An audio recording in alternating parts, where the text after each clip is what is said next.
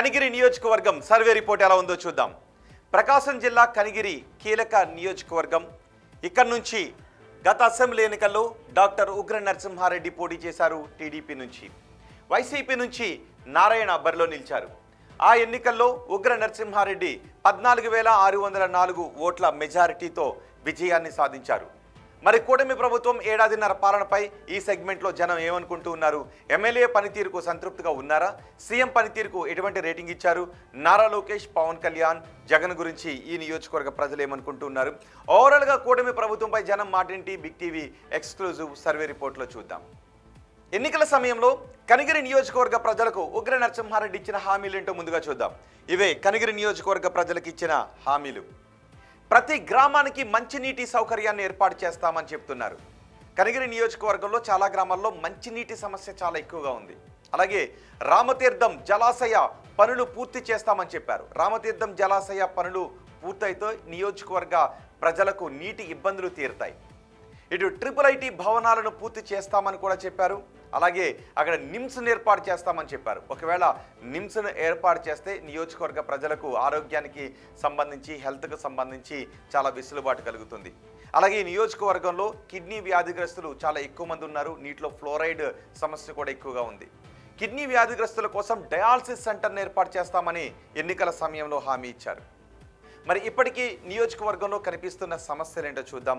ఇప్పటికీ నియోజకవర్గంలో ఉన్న సమస్యలు ఇవే. నియోజకవర్గంలో ఫ్లోరైడ్ తీవ్రత చాలా ఎక్కువగా ఉంది.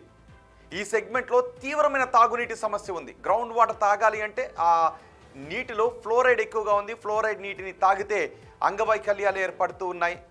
అంగవైకల్యంతో పిల్లలు పుడుతూ ఉన్నారు. కాబట్టి ఆ ఫ్లోరైడ్ సమస్యను తీర్చాలి అని జనం కోరుకుంటూ ఉన్నారు.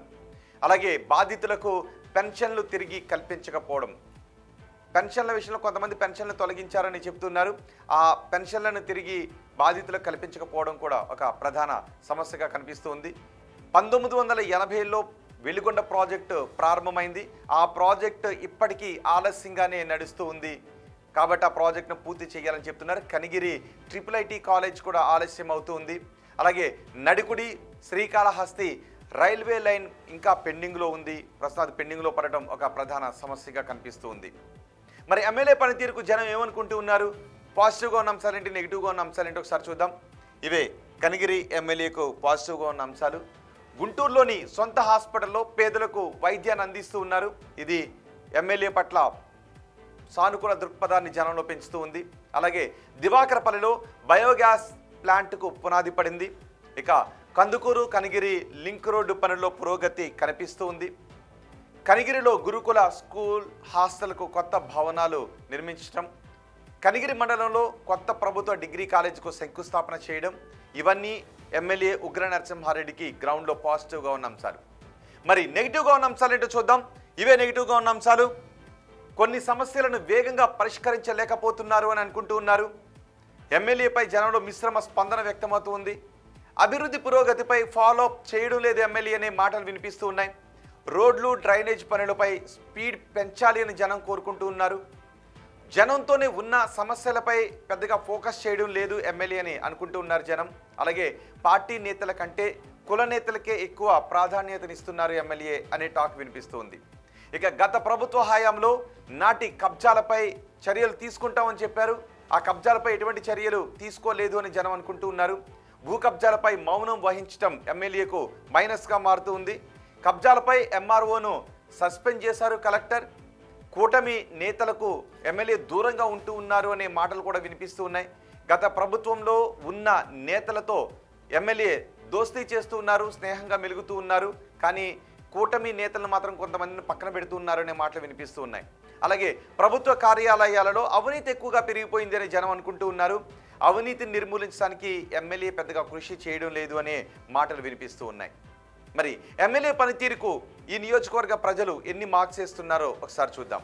చాలా బాగుంది అని చెప్తున్న వారి సంఖ్య 2.7%గా ఉంది. బాగుంది అని చెప్తున్న వారి సంఖ్య 8.1%గా ఉంది. పర్వాలేదు అని 48.6% మంది జనం చెప్తున్నారు. ఇక బాగా లేదు అని 24.3% మంది జనం చెబుతూ ఉంటే, అస్సలు బాగా లేదు అని చెబుతున్న వారి సంఖ్య 16.2%గా ఉంది. అంటే సుమారు 40% మంది ప్రజలు అసంతృప్తిగా ఉన్నారు. కేవలం 60% మంది ప్రజలు మాత్రమే ఎమ్మెల్యే పనితీరు పట్ల అసంతృప్తిగా ఉన్నారు అనే విషయం అర్థమవుతోంది. ముఖ్యమంత్రి చంద్రబాబు పనితీరుకు కనిగిరి నియోజకవర్గ ప్రజలు ఎన్ని మార్క్స్ వేస్తున్నారో చూద్దాం. చాలా బాగుంది అని 2.7% మంది జనం చెప్తున్నారు. బాగుంది అని 24.3% మంది జనం అంటున్నారు. పర్వాలేదు అని 62.2% మంది జనం చెప్తుంటే బాగా లేదు అని 8.1% మంది జనం చెప్తున్నారు. అస్సలు బాగా లేదు అని చెబుతున్న వారి సంఖ్య కేవలం 2.7%గా ఉంది.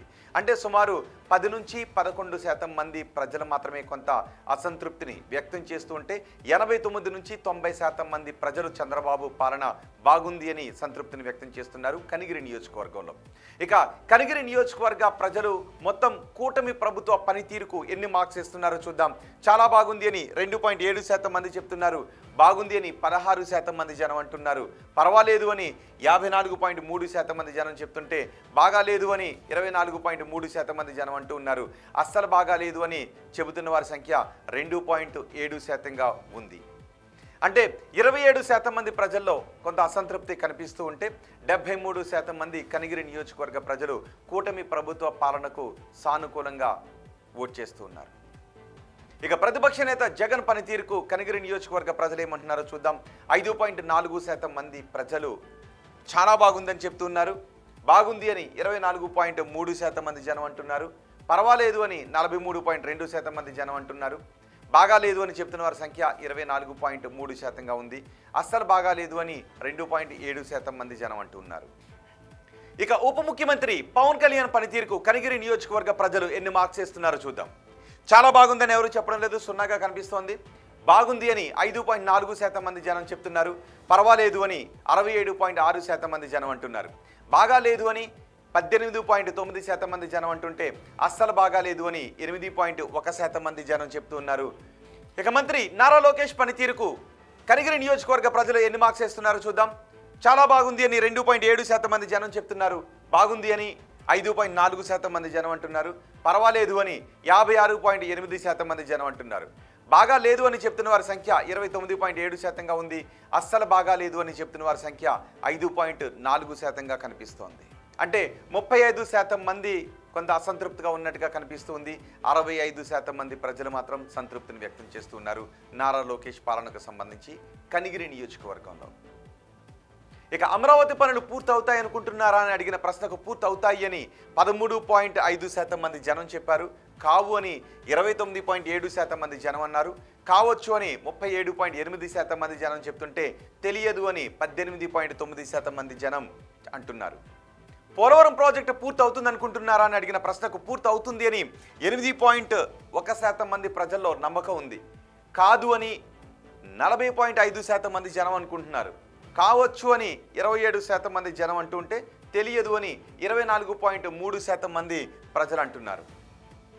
కూటమి ప్రభుత్వంలో ఉద్యోగ అవకాశాలు పెరిగాయా అని అడిగిన ప్రశ్నకు పెరిగాయి అని 13.5% మంది జనం చెప్తుంటే పెరగలేదు అని 62.2% మంది జనం అంటూ ఉన్నారు. పెరిగి ఉండొచ్చు అని 5.4% మంది జనం చెబుతుంటే తెలియదు అని చెబుతున్న వారి సంఖ్య 18.9%గా ఉంది.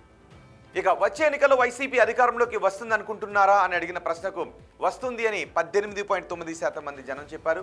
రాదు అని ఇంకో 18.9% మంది జనం అన్నారు. రావచ్చు అని 32.4% మంది జనం చెప్పారు. తెలియదు అని 29.7% మంది జనం అన్నారు.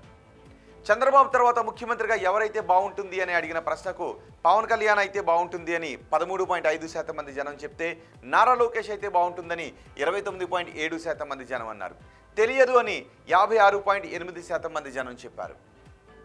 ఇవి కనిగిరి నియోజకవర్గానికి సంబంధించి big TV survey report AP progress card.